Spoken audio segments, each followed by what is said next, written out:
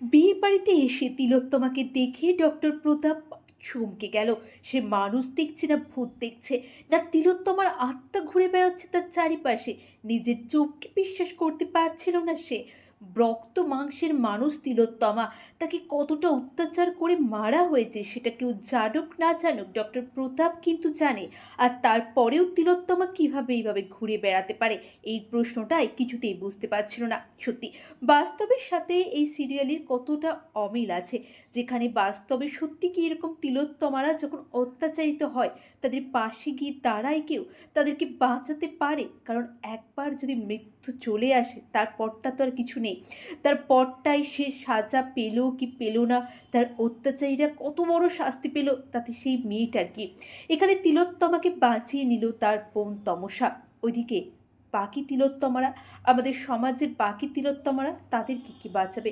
তাদেরকে বাঁচানোর জন্য কি সত্যি কোনো তমসা আছে আমাদের সমাজে?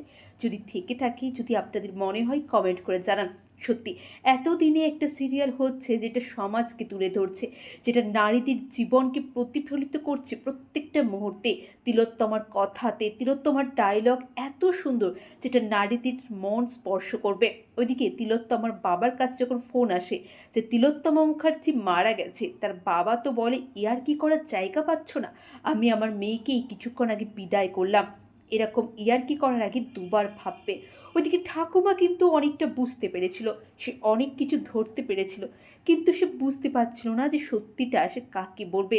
কারণ সে তিলোত্তমার তমসা দুজনেরই চোখ চেনে, চোখ দেখে বলে দিতে পারে সে। সেই পরিবারের সব থেকে প্রবীণ মানুষ, তাই তার অভিজ্ঞতা সবার থেকে আলাদা। কিন্তু ডক্টর প্রতাপ যখন এলো বাড়িতে, তখন সে যখন দেখলো তমসাকে তিলোত্তমার বেশে, চমকে গেল সে। হ্যাঁ বন্ধুরা, আপনারা এমনটাই দেখবেন। ভালো থাকুন, সুস্থ থাকুন।